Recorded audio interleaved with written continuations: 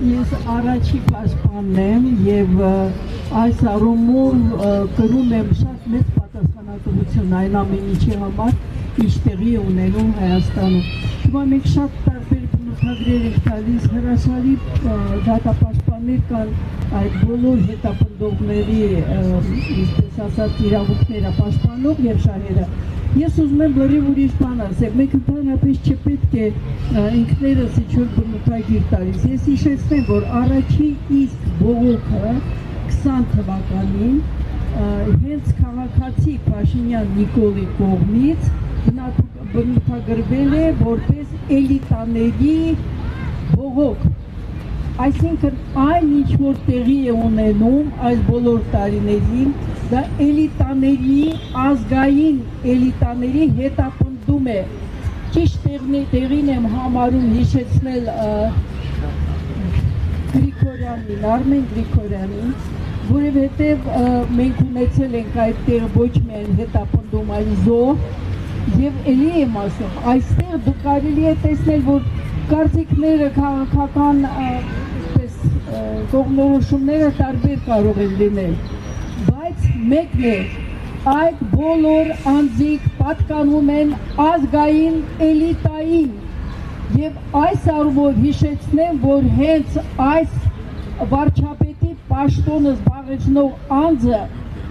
պարզապես պայքարում է ազգային խոսքի դեմ, էլուր մնաց ազգային էլիտա։ Դրա համար ես կարծում եմ, եթե հետևենք այդ տրամաբանությունը, այսօր մենք ունենք ոչ թե ազգային ժողով, այլ պետական ժողով, որովհետև եթե ազգային բնութագիրը դա հարիր չէ մեզ, ապա ստացվում է, որ այդ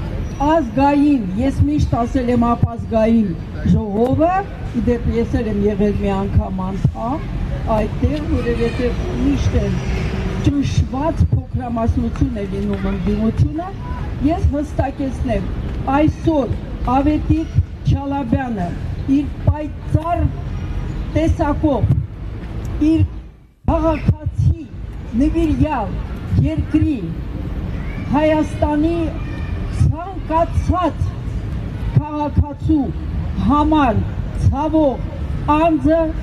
հետապնդվում է ոչ թե այն գրավոր ինչ որ գրված է, դա իրապես ավելի քան ծիծաղելի է, եթե այսքան ծանր վիճակի մեջ չլինեինք, ապա դա հետապնդվում է զուտ այն պատճառով, և որ պատկանում է ազգային էլիտային, ազգի սերուցքին, և միակ դրական կներեք ճակերտներով բանը, որ ես միշտ նշում եմ, կալանավորվածների և քաղաքական դրդապատճառներով հետապնդվող անձած միջին հաշվով կրթական մակարդակը շատ բարձրացել է։ Մենք այսքան բարձրագույն կրթությամբ, այսքան նվիրյալ քաղաքացիներ չենք ունեցել միաժամանակ կամ հետապնդումների կամ կալանքի ներքո։ Դրա համար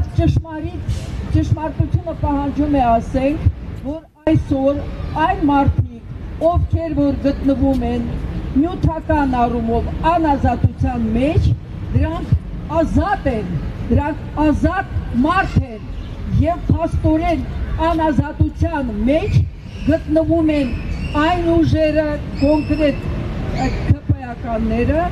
որոնք անազատության մեջ են գտնվում, նրանք չունեն ազատ միտք, նրանք չունեն ազատ խոսք, նրանք չունեն ուղղակի սրտից բխած որևէ անկեղծ խոսք։ Դրա համար մեր պահանջը բոլորիս պետք է լինի նույնը, ազատություն մեր բոլոր բանտարկյալներին, և այսօր թիվը ճշտվում է, գիտեք, ես պատկանում եմ ամենահամեստ անդամն եմ բանտարկյալներ այդ խմբի մեջ, և այո, այդ խորհուրդը, այդ կոմիտեն, մենք այդպես ենք կոչում, հենց առաջի իր խնդիրը տեսնում է նրա մեջ, որ հստակեցնենք այդ բանտարկյալների օրեցօր ավելացող թիվը։ Եվս մեկ անգամ ազատություն Ավետիք Չալաբյանին, ազատություն Արեգնար Մանուկյանին, ազատություն բոլոր նրանց, ովքեր այսօր հետապնդվում են միայն մեկ պատճառով, որ նրանք պատկանում են ազգային էլիտային։